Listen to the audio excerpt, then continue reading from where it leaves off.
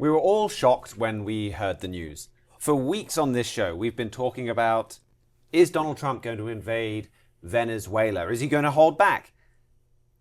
And then, boom, we woke up Saturday morning and discovered that US forces had just gone in there, captured Venezuela's president, brought him to New York, and they're about to put him on trial. It was an event that shook the world, and we're going to look at its ramifications on today's Trumpet World Week in Review.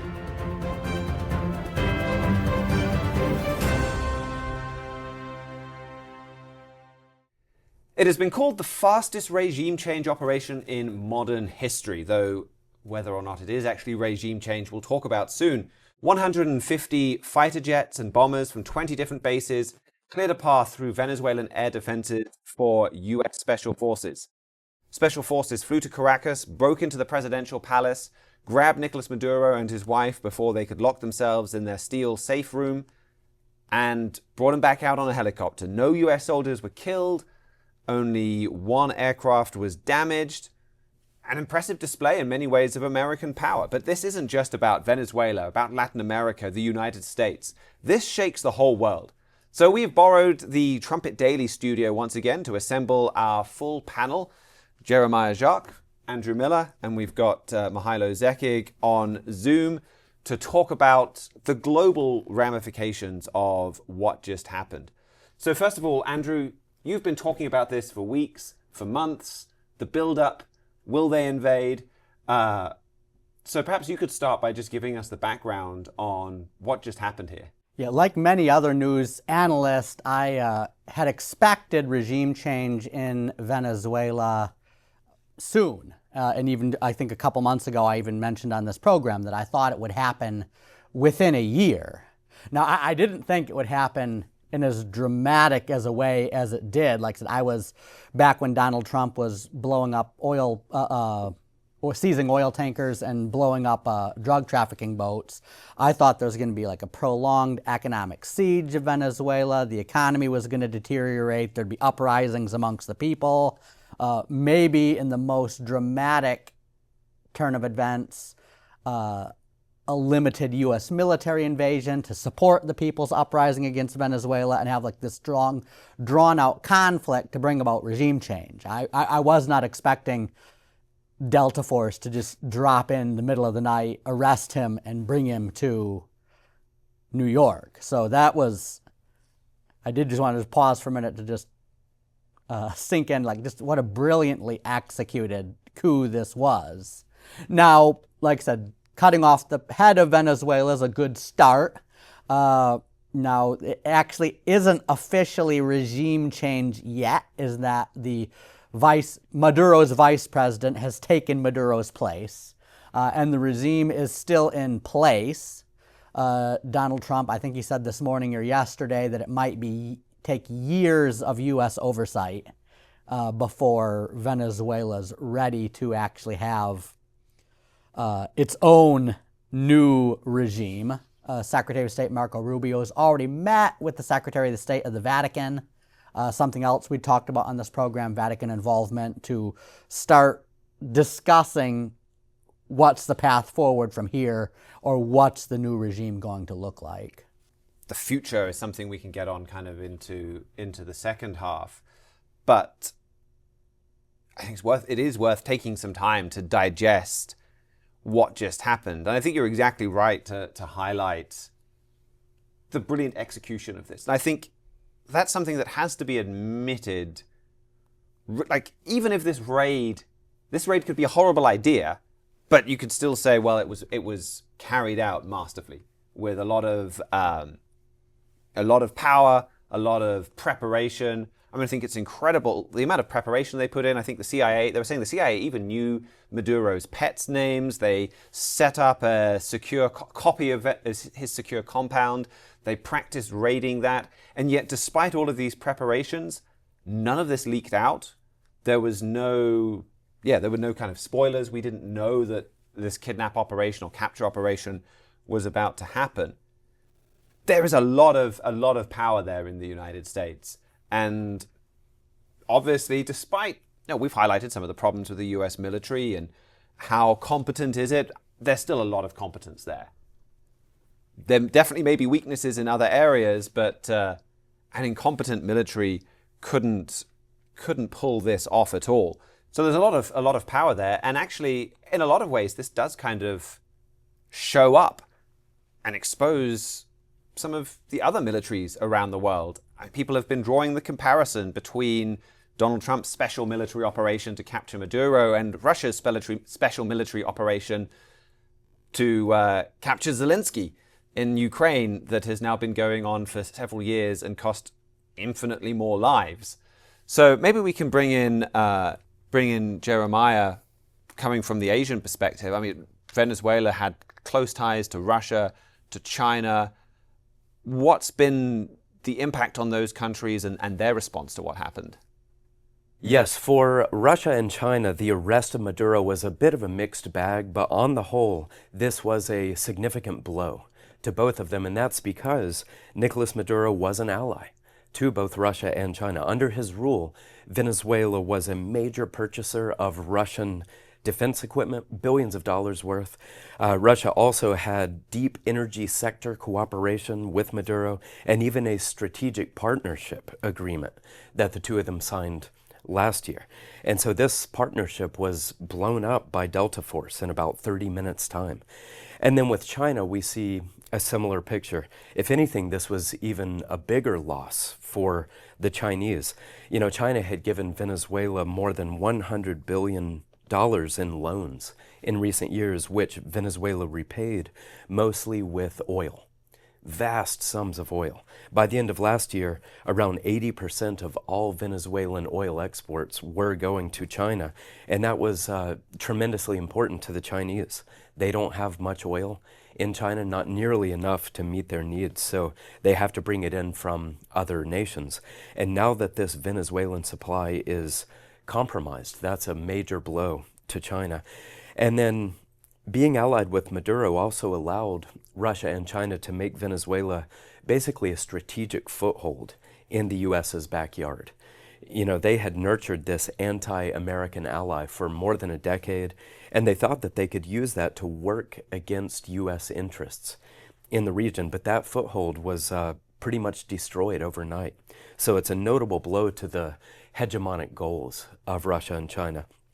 And then it's also a big humiliation for Russia and China because during America's Delta Force raid, the weapon systems that both Russia and China had stationed there to protect Maduro failed spectacularly. Consider first Russia's S-300 air defense system. These are long-range anti-aircraft missile batteries with radars and launchers. They're designed to basically deny the skies to the enemy. And Russia has always marketed these as the, quote, shield of God. You know, Russia said not even a fly could pass through the S-300. And they pulled in billions of dollars selling these to regimes around the world, including the Maduro regime in Venezuela. Maduro had at least 12 of these so-called shields of God in Caracas protecting him. But on January 3rd, not a single one of them fired a shot. They were apparently blind and deaf.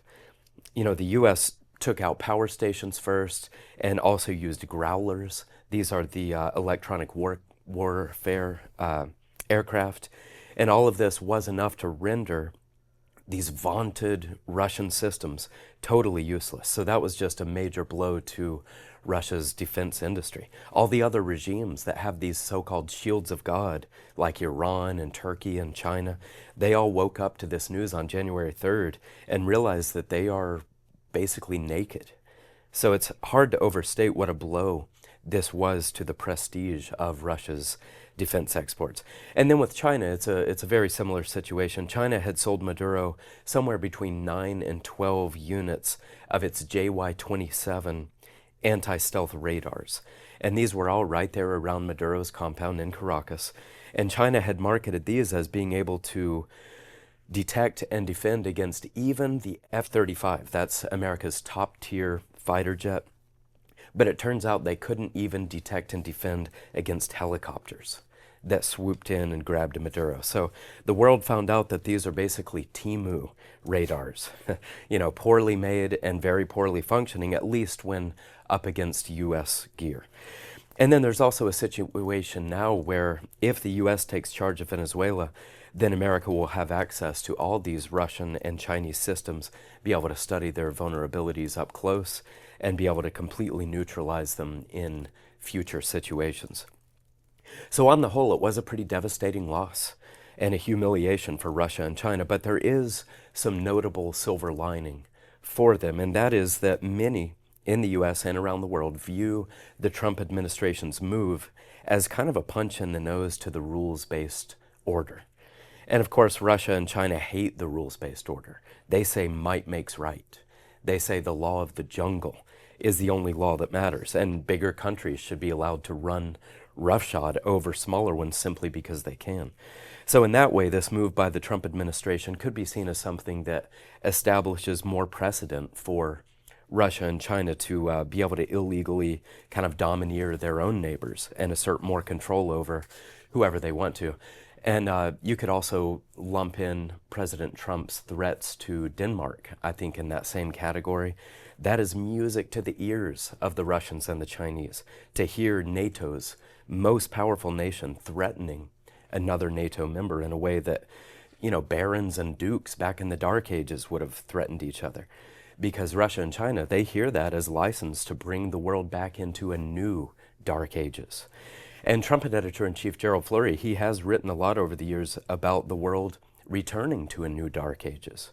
It's an era that the Bible calls the times of the Gentiles. And it's a time when America is no longer globally dominant, and when nations like Russia and China will be able to accomplish their expansionist ambition. So we can be sure that the days of the so-called rules-based order are very much numbered. And if anyone would like to understand more about that and what the Bible says about that future dark era, one of Mr. Flurry's big articles on that topic is called The Climax of Man's Rule Over Man. It's built mainly around a passage in the Gospel of Luke, and I think that that would be a very illuminating read for anyone who would like to understand more about that. I think that's a really interesting point. I mean, there's some discussion as to international law, whether this was lawful or not. I mean, this is the thing about international law is ultimately in the United States, there is a single hierarchy of courts that culminates in the Supreme Court that gives a definitive, yes, this is lawful, and no, this is not lawful. Not to say the Supreme Court is correct in all of its rulings, but as far as it applies to the United States, there is a single definitive answer. That is not the case in international law. There are a whole bunch of different courts. There's no clear hierarchy of them. Often cases that can only be referred to these courts with the consent of both parties. So a country can say what I did was lawful, another country can say no, it wasn't. And there isn't a good, simple way to get an authoritative answer on that. So anyway, that's the state of play with this discussion, with some people saying it's not lawful, others saying it is, and it's hard to get an authoritative answer. New York Times said, well, what would constrain your power as Commander-in-Chief, Mr. Trump? Would you be constrained by international law? And he said, basically, no. He said, the only thing that I will be constrained only by one thing, my own morality, my own mind. That's the only thing that can stop me. And I think there's like, I agree with you, and I think there's another, like, there's two different points that I think are here. One is, that is kind of worrying and lawless to a degree, to have a leader say, I'm not going to be held accountable to any kind of law. I'm just going to do what is right in my own eyes. And the Bible has the entire book of Judges is a horrible time, and it says over and over again, every man did that which was right in his own eyes. The result was chaos and anarchy. But at the same time, that is this world. And that's what world leaders are doing anyway. Already, they're doing that which was right in their own eyes. We have that already. And so I think in some ways, this kind of rules-based international order is a mirage. Like, does it even exist right now? And I think instead you have countries like the EU are very good at cloaking their own ambition in international law, whereas they're just doing what they want to do, but going about it in a way that they can justify. And so in many ways, when Donald Trump says, well, only my own morality constrains me, it's easy to look at that and say, well, I wouldn't want Vladimir Putin, and I wouldn't want Xi Jinping, and I wouldn't want Russia and China or Germany to only be constrained by their own morality and say we're going to just ignore international law. But also, that's what they're doing already. So, does it make that much difference to shatter this illusion? But I think the big takeaway from this is exactly what you pointed to, Mr. Fleury's article, the times of the Gentiles, the end of man's rule over man. We're reaching an end of a period that has been relatively peaceful, the world since World War II. And I think it's been that way largely due to American dominance. In some ways, doing things like policing Maduro and protecting America's backyard extends and preserves that dominance, more so than things that Barack Obama was doing that were cloaked in talk about a rules-based international order. But we definitely are moving into this time frame where America's restraining influence and Britain's to a lesser extent as it's waned in power over those last 80 years, that has kind of forced people to play by a set of rules and trade by a set of rules. That is coming to an end. And some of what Donald Trump is doing is responding to that. But we are emerging into a world of strongmen. And another of those strongmen, and another big client of Russian weapons, another nation that's very involved with what's going on in Venezuela, is Iran. So, Mihailo, maybe we can bring you in to get, this really affects, this is bad for Russia and China. And I guess this could be a crisis for Iran at the same time that they're having massive protests and there's all talk about will their regime survive. What can you tell us about what's going on there? Yes, as you said, this is very catastrophic for Iran, even more so, I would say, than everything that's happened with Russia and China, which sounds a little bit out of left field. What's Iran got to do with Venezuela? It's on the other side of the world. It's nowhere near the Muslim world. Well, a lot of analysts would tell you that Venezuela has almost become a proxy of Iran in the same sense as Lebanon under Hezbollah and some of these other countries have become proxies of Iran. And obviously it's not Islam that's uniting these two different parts of the world, but it is a same shared hatred of America, shared hatred of this Western system, you could say, as well as being too weak to stand up to it by themselves. They were targeted by similar financial constraints, sanctions, and the like, that basically shut them out of the world economy. And so they basically, the two governments, both in Venezuela and Iran, decided the only thing to do is to band together and share the burden with each other and do as much dealings with each other as they could, because they couldn't really do much openly with most of the other world. And the main common denominator physically on the ground would be their oil trade. Iran is obviously a huge producer of oil. Jeremiah, as he just mentioned, Venezuela also produces a lot of oil. Venezuela has the largest oil reserves in the world, but they don't have the expertise, the technology, the experience in refining the oil that Iran has. Both these countries have been under strict American sanctions to their oil trade, and both have basically been trading oil with each other to send out to the rest of the world, to get it refined, to get it under the radar, so to speak, of American sanctions. There's one report by the Israeli magazine Calculist that claims Iran sent Venezuela under 100,000 barrels of crude oil per day in 2023. That doesn't sound like much, but you assume, this is quoting them, a ceiling of 100,000 barrels per day, around 36.5 million barrels annually, at prices of $60 to $80 per barrel, translates into a notional value of up to $3 billion per year. That is just what Iran had been sending Venezuela. But oil wasn't, you could say, the big prize. As Jeremiah mentioned, Venezuela is close to the U.S. Having a base there means being able to hurt the U.S. in ways that they couldn't do just from the Middle East. And so Iran has been taking advantage of that, especially through its proxy Hezbollah, which I just mentioned. Now, Hezbollah has even gotten permission from the Maduro regime to use Venezuelan territory as its own training centers.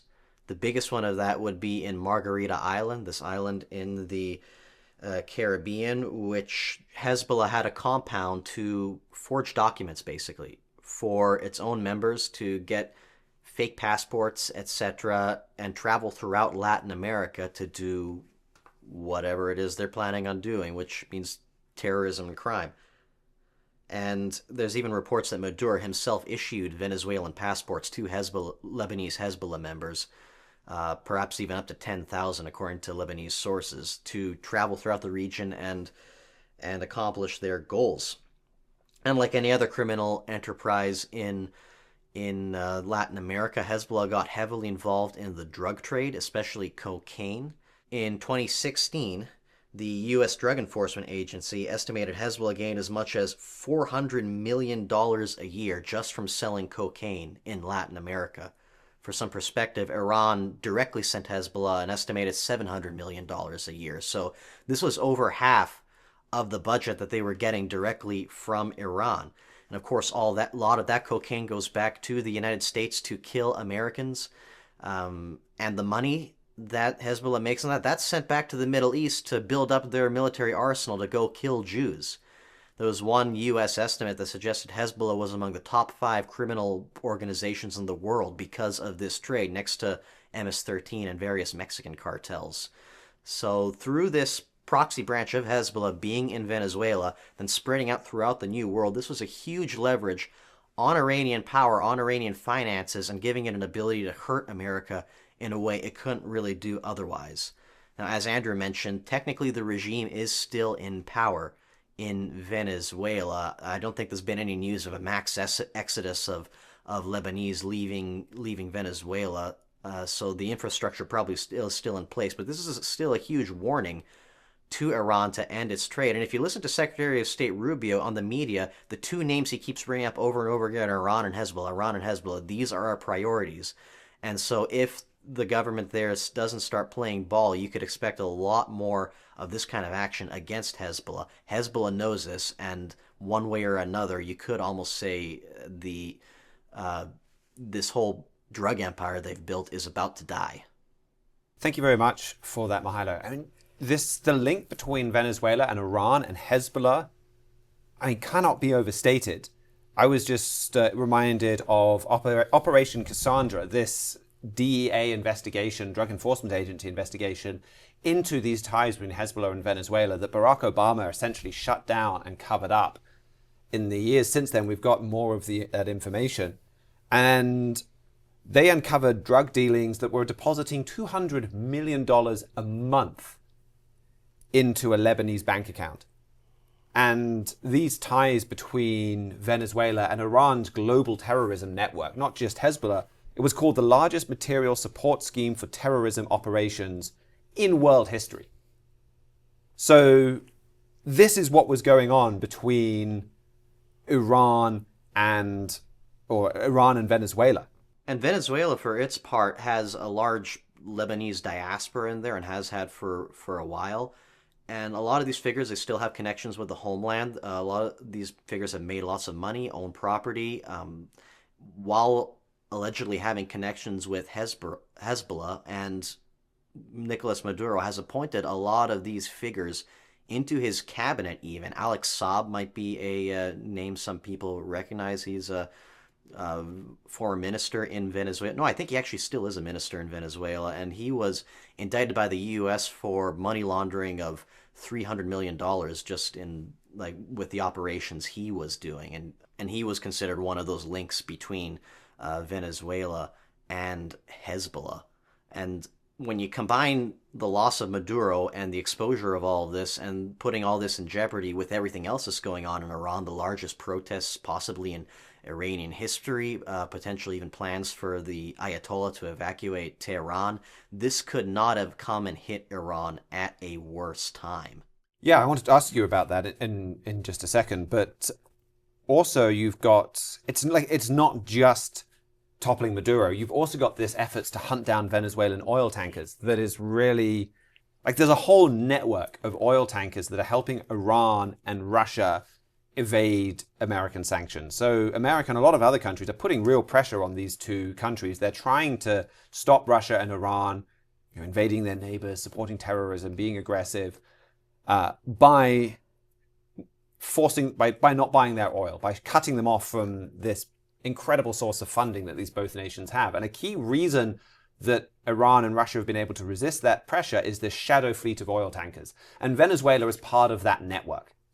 China is as well. They're able to then get oil at a discount by buying this kind of shadow illegal oil.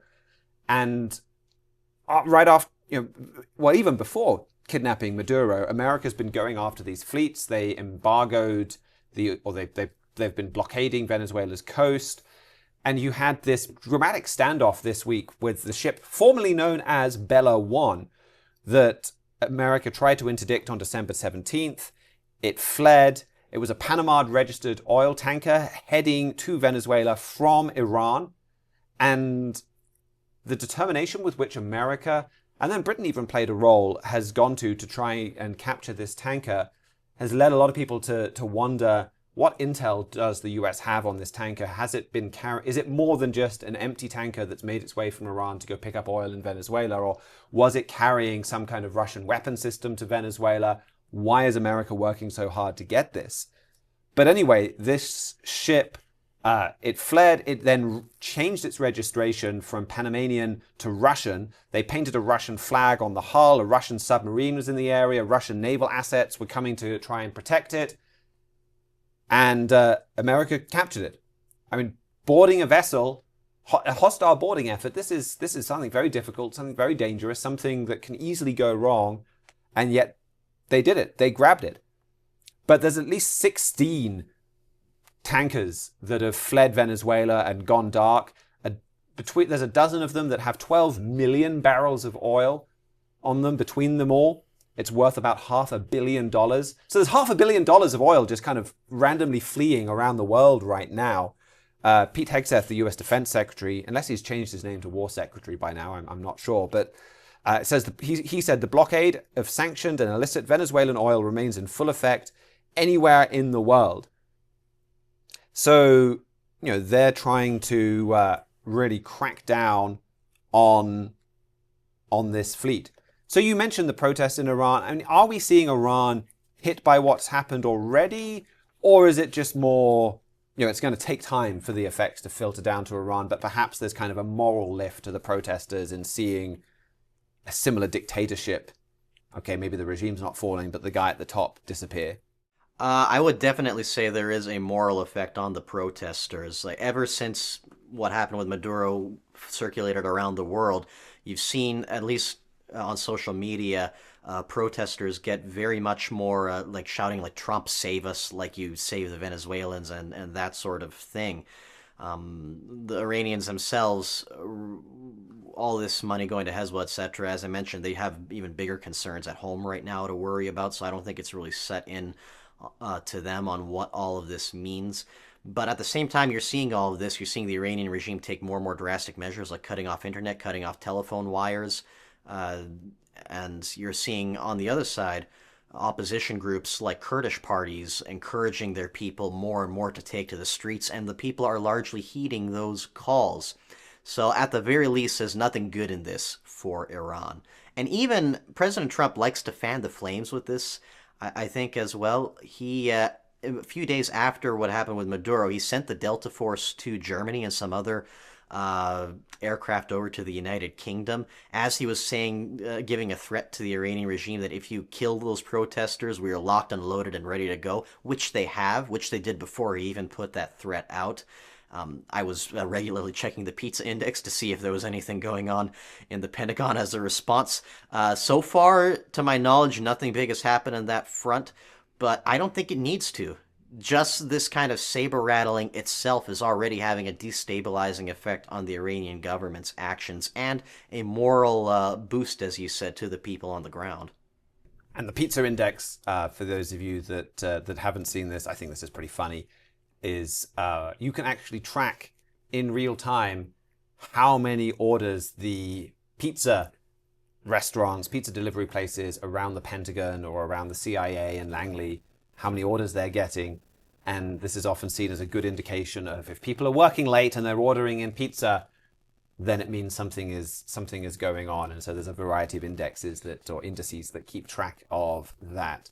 Well, thank you for that, Mihailo. And I think we can start pivoting to look at the future, about what the Bible says is, or how the Bible analyzes this, and what Bible prophecy says is going to happen next. And part of this is already fulfilled Bible prophecy.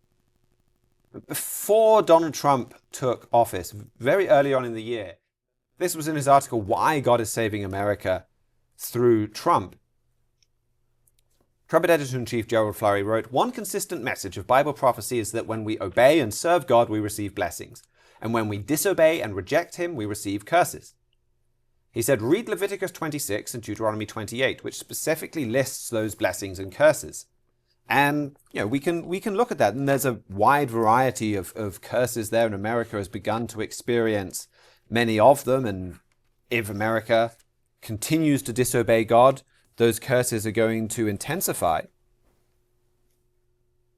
But one of those curses is in verse 19. It says, "And I will break the pride of your power." That's what we've seen from America, and definitely for Britain, for decades, where there is a lot of power, but America's too afraid to use it. And there's just a lot of mealy-mouthed discussion and delay and fear of risk. And so we get America's humiliating withdrawal from Afghanistan and people being left behind and just weakness being telegraphed to the world. And in that article, Mr. Flurry said, however, prophecy shows that some of those curses, like the one we just read from Leviticus 26 and verse 19, some of those curses are going to abate under Donald Trump's leadership. We can expect this to happen. It happened. This kind of curse of breaking the pride in America's power has abated with what happened with Maduro, the way America's going after these tankers, the effect that this has had on Iran, the way that they're targeting a hostile nation that is really an enemy of all the world. But it's important to understand, if we're looking at where this is leading, why those curses are being lifted. And Mr. Flurry says, is this because the nation is becoming more righteous and pleasing to God? Actually, Scripture is clear that there are times God blesses despite the sins of the people. And that's what he talks about in that article, that this is not a sign of our righteousness, that the nation has repented and been forgiven. There's a whole lot of evil going on. Instead, God is lifting some of those curses so that we have an opportunity to repent, to turn to, he's worked a miracle, he's displayed his power. Donald Trump his life was preserved. He was brought back into office. Mr. Flurry said, based on Bible prophecy, he'd come back into office. It happened. There's fulfilled prophecy. We have an opportunity to respond to that fulfilled prophecy, to take action, to see, the Bible is real power. That prophecy was fulfilled. I'm now going to get my life in line with how the Bible says to live it. God's given us that opportunity. And to give us some time to do that, a very short amount of time, some of those curses have been temporarily lifted. And a big part of that repentance would be turning to God and getting his input on, individually, how do I deal with the problems in my life? How do I conduct my family life, my personal morality, my daily routine? I'm going to consult God and the Bible on how to do that. And then nationally, turning to God, praying, holding a day of repentance and prayer, as President Lincoln did. Putting out a proclamation, like Abraham Lincoln's Thanksgiving proclamation, saying, we owe everything to you, God, and direct us, show us the way forward. And so Donald Trump is not doing that. So, we've seen pride in America's power. But as we look forward, what's going to happen next? Donald Trump isn't seeking guidance from God. He's trying to keep America safe under his own efforts. He's very confident that he can do that. But he's not getting God's guidance. And another of those curses in Leviticus 26 and verse 20 is that your strength shall be spent in vain. Again, there's power there, there's strength there. But America doesn't benefit from it. One big lesson to take from Donald Trump's return is in Jeremiah 10 and verse 23, where Jeremiah wrote, "It is not in man that walks to direct his steps." And we do not see that attitude from America as a whole, from the American leadership. And so, this was really impressive. And I think we can pay tribute to the bravery, the competence of the American soldiers, the American weapon system that America used, there was real power there. But power without God's protection is not enough. And there are many, many powerful nations in the Bible that God brought low. And so, they dealt with Iran, there's power, there's things that we can appreciate here. But we need to understand that warning. But so with that in mind, maybe Andrew, what do you see as the Bible? The Bible talks a lot about Britain and America, and there's definitely a lot of modern nations in the Bible. It doesn't specifically tell us, well, here's a 5-year plan of everything that's going to happen to every nation in the Bible. So there's details certainly that we don't know. But what does the future look like for Venezuela and the fallout from this? Yeah, those are all very good questions. Like I said, this is something that we predicted on Trumpet World and on the Trumpet website and the Trumpet magazine before it happened, that there would be regime change in Venezuela. And unlike other news agencies that are relying mostly on the pizza index and other things to predict things, we do check those. And I've read quite a bit of George Friedman's analysis on U.S. strategy in the Caribbean. But we're made that prediction primarily based off Bible prophecy. 2 prophecies in particular, a short-term one and a long-term one. The short-term one we've already hit quite a bit in 2 Kings 14, verses 26 through 28. It talks about a national resurgence under an end-time type of King Jeroboam II. Back in 2016, Trumpet Editor-in-Chief Gerald Fleury identified Donald Trump as that Jeroboam II figure. So this resurgence, you're looking back historically, it was actually even a territorial resurgence under Jeroboam II. He reconquered Damascus and Hamath and other cities that had been lost to Israel. So expecting in the short term an expansion of U.S. influence, possibly even an expansion of U.S. territory, but at least an expansion of U.S. influence. Donald Trump, he's talking about regime change in 3 nations close to the U.S. right now, Venezuela, Cuba, and Denmark. Venezuela relying more on military power to topple a leader. Cuba, he's saying that, well, as soon as we track down those oil ships and cut off their economic links, economic power will cause Cuba to fall. And then Greenland's more, they already have an independence referendum for Denmark in the works for 2029, about 4 years out. Roughly 80-something% of Greenlanders say they'd like to be independent of Denmark if they could have guarantees that it didn't hurt their standard of living. So the Trump administration, they're already talking about cash payouts. Like how much, there's only 57,000 people in Greenland. Like how much do we have to pay them to vote, leave Denmark and become their own independent republic? So we'll see how that goes. I personally think by the end of Donald Trump's term, it's very likely we'll have completely different governments in Venezuela, Cuba, and Greenland, all 3. But then the more long-term prophecy, just as we pivot for the long term, I think what I find fascinating here is that, like, Donald Trump is exactly right. I think in all of these, I think certainly there is room for debate and discussion around, is antagonizing Europe the way he has been doing on some of this talk about military invasion of Greenland. Is that wise, given that there are much easier economic ways to take over Greenland? And if he'd have just focused on the buying out from the start rather than threatening to invade, there would have been a lot less friction there. But also European leaders are kind of playing that up as a way to distance themselves from Donald Trump. But setting that aside, like, these are really good things. Venezuela getting rid of a hostile regime very close to America. I mean, it was like going back to Kaiser Wilhelm. He had multiple schemes of getting a base in Venezuela and then using that as a base to attack the United States. America does need to be vigilant about enemies in Venezuela. Exactly the same in Cuba. Trumpet Editor-in-Chief Gerald Fleury has had a lot to say about the danger of a hostile regime in Cuba. And you've got the Cuban Missile Crisis, the danger of Cuba as a missile base that can that could have lobbed nuclear missiles to America because it's so close in a time period that would be almost impossible for America to respond to those. They'd be hitting so quickly. But then also Cuba, I think it's something like 40-50% of America's overseas trade comes through the Gulf of Mexico and it goes around Cuba. Cuba has the ability to shut that down. If you're going to besiege the United States, Cuba is an excellent basis for doing that. And that's why repeatedly you've had European powers try to get control of Cuba or to try and get control of, is it Saint Dominique or Saint Domingo, the island next to that with Haiti and Saint Dominique on it. And then Greenland.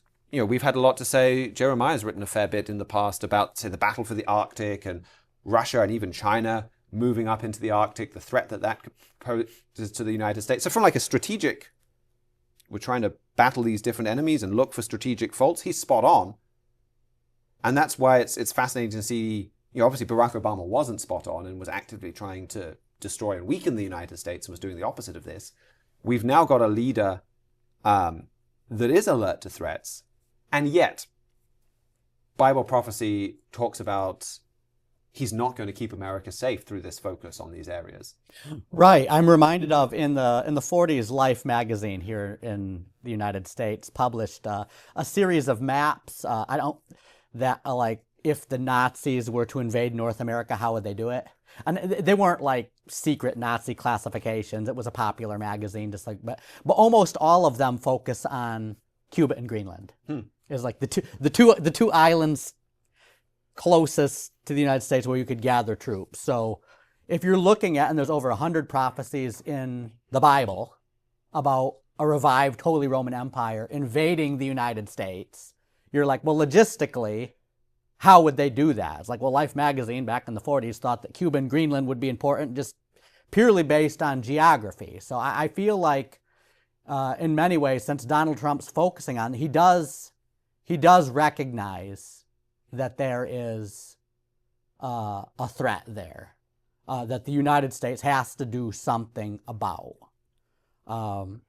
Now, we've been talking on this program that, like I said, this temporary resurgence, both Cuba and Greenland could be territories of the United States. Like God could orchestrate things where we get both of those in order to protect us. But that's the big question, is God behind it, or is God saving the country? Because those 100 prophecies say that if God's against you, well, there's actually even in Deuteronomy 28, you mentioned, he said that like your enemies will besiege you in all your gates. Cuba is very clearly a sea gate. Like I said, 50% of U.S. trade comes through the Gulf of Mexico. If you look at the map, Cuba's right in between the Yucatan Peninsula and Florida. You got these two peninsulas, so like those boats come right through two channels right next to Cuba. Greenland is also a sea gate. It's a wider one. They call it like the UK, Iceland, Greenland gap, that like if you're looking at ships going from the Atlantic into the Arctic, they go through that area. So it's a wide sea gate, but still a sea gate that God says if you turn against us, your enemies are going to use those sea gates to besiege you. Also prophecies in like Isaiah 23 about this economic mart of nations besieging America economically, led by Tyre. Now Tyre, if you're a history buff, you know that was the capital of the Phoenician Empire. After the Assyrians conquered Israel, they also conquered Phoenicia. The Phoenician government actually went into exile in Carthage. So the Punic Wars were the new Phoenicians. And the Assyrians kept Tyre. So from that point, Carthage was like the Phoenician center, but Tyre was actually the financial trade hub for the Assyrian Empire throughout the Mediterranean. So this reference to Tyre in Ezekiel, who was writing after the Assyrian conquest of Israel by some time, is primarily about a European trade bloc besieging America. Now, our editor-in-chief, Mr. Gerald Fleury, wrote an article titled Preparing to Besiege America Economically, which also pointed to South America. There's not a lot of specific Bible prophecies about South America, but they are Roman Catholic, like they are in Europe, and the most common languages, Spanish and Portuguese, are languages that came from EU member states. And just logistically, because of the importance of Cuba and Venezuela, like if the European Union was to besiege the United States, they'd need Latin America. And they're working right now, they're hoping by the end of the month to have a trade deal between Mercosur and the European Union, Mercosur being a South American trade bloc. And the European Commission just voted to approve that today. Okay, so that deal's going forward. Now it's interesting because Venezuela is currently a suspended member of Mercosur. They're not roped into this deal. They would have been, but they got suspended from Mercosur after they started just blatantly rigging elections. So you've got a case where the Maduro regime is, like I said, they're allies with Iran, they're allies with Russia, they're allies with China, they're not allies with Mercosur, and they're not part in this EU trade bloc. So for this prophecy about like this trade bloc that includes Kittim and Tarshish and some of these other prophetic names for Asia, but it's led by Tyre. So you're really looking for a more pro-European leader in Venezuela and a less pro-Russian one. And that really informed our analysis that like Maduro's too pro-Iranian, he's too pro-Russian, he's too pro-Chinese, he's not pro-European enough. He doesn't really fit into this growing trade bloc. And for that reason, he probably has to go and be replaced by a more conservative, Catholic, pro-European leader. Now, it's interesting. We've written an article, I think I wrote an article over 10 years ago titled, like, Is Venezuela Ready for a Roman Catholic Spring? Playing off the idea of the Arab Spring that was going on at the time. To be like a more pro-Catholic Venezuela. Now, it is interesting is that when I wrote that article, I didn't necessarily foresee the convergence between this temporary American resurgence and the European besiegement of America. Because now it's kind of an ironic twist of fate. It seems like this Trump administration expanding its influence into Cuba and Venezuela is actually pushing out some of the same leaders who are stopping them from joining Mercosur and making a trade bloc with the European Union. So, like I said, the short-term prophecy is like we're having expanding American influence in the Caribbean. But in the process of pushing Russia and China out of the Caribbean, they're also laying the groundwork for this Latin American European alliance against Venezuela. Because as we mentioned before, there's not actually regime change in Venezuela yet. They just got rid of the leader. So now they have to figure out, like, how do you make this regime change permanent? Well, Secretary of State Marco Rubio already sat down with Cardinal Parolin, he's the Secretary of State of the Vatican this week, to talk about what's next for Venezuela. So the U.S. has already reached out to the Roman Catholic Church to be like, all right, we're toppling the old regime. Can you help us build a new one?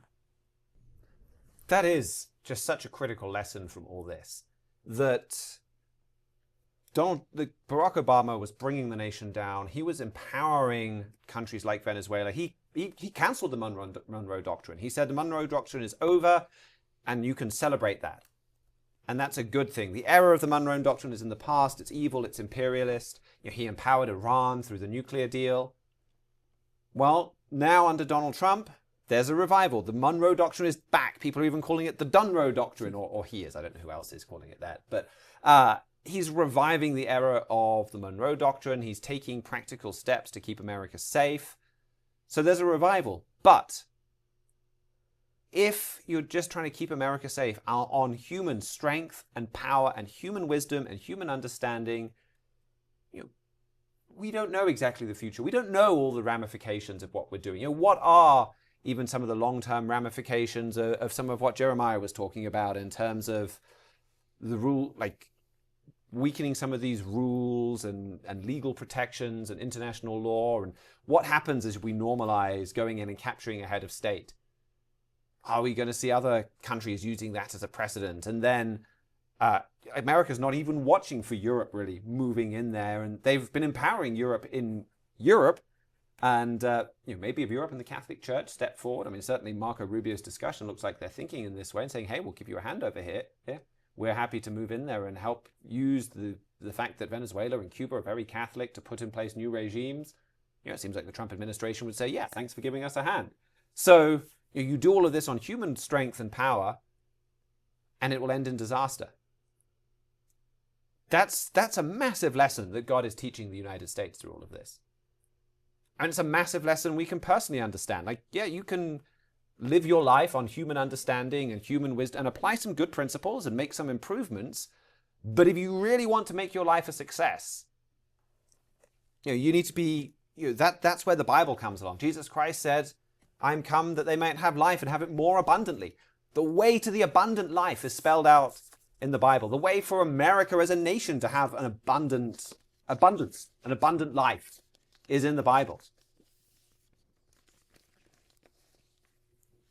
But there's one more thought I'd like to just conclude the show with on, I think something that's quite positive is, it was genuinely refreshing to see Nicolás Maduro being dragged before a court. This world is full of evil men, probably men arguably even more evil than Maduro. And generally they seem like they get away with it. Even someone like, say, Bashar al-Assad, killing hundreds of thousands, if not millions of his own people. Okay, great, he's out of office, but he's just living in a comfortable retirement in Russia. He's not getting pulled before a court the way that he deserves. Let alone Vladimir Putin, Xi Jinping with millions of his own people, a couple of million perhaps, in concentration camps. But there is justice coming for those leaders. And seeing Maduro given justice, I think, can give us a vision of that. David had a lot to write about evil men receiving justice. And he had a real yearning for evil men being brought to justice. He wrote about this many times in the Psalms. One of these is in Psalm chapter 9, verse 5 and 6, where he says to God, "You have rebuked the heathen, you have destroyed the wicked, you have put out their name forever and ever. O you enemy, destructions are come to a perpetual end." Now, there are people destroying the earth, and their destructions are going to come to an end. And not just an end, a perpetual end, a permanent end, a forever end. A world without evil dictators is coming. And these men, even if they die in office, there's a time when they will be brought to justice. Mr. Flurry has a book, The Psalter of Tara, that's just a wonderful book about the Psalms that David wrote. And he commented on Psalm chapter 9, "These are promises we can cling to. The wicked will be brought to justice. Oppression will cease." This is a wonderful prophecy we all need to have our minds on daily. God is going to hold all of the Maduros to account. They are all ultimately going to be brought before judgment, the way that Maduro was kidnapped and brought before a judgment seat. And unlike Maduro, where the regime is still there and there's still potential for Venezuela to be involved in a lot of evil, God is going to perpetually end all of that destruction. And in his infinitely greater wisdom and his knowledge of human nature and the future and his power, he's going to bring about perfect justice and perfect peace. God is about to free the world from all evil dictators forever. I think that's a wonderful note to end this discussion on Maduro on. Thank you for joining us today. We've pretty much focused on this one gigantic news story, though we have brought in, I think, with things like the protests in Iran and Mercosur, some of the other biggest events of the week into that discussion. But we'll be back in a week's time for our regular Week in Review show. But we'll maybe catch up on any things that we missed from this week with that more exclusive focus. But thank you very much to Jesse Hester, James Gill, and George Haddad for engineering and production. Thank you very much for our panel. Thank you to you for joining us. We also have another big panel event coming for Wednesday's show. We've got a year in review with just one or two extra guests as well back in this big studio where we're talking about all of the major events from 2025. Hopefully see you then, and until then, keep watching your world.